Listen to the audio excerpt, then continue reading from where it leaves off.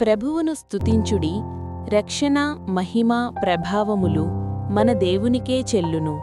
ప్రకటన గ్రంథం 19:1. దేవుడవై మాకిచ్చితివి ఎంతో గొప్ప శుభదినము. మేమందరము ఉత్సాహించి సంతోషించెదము.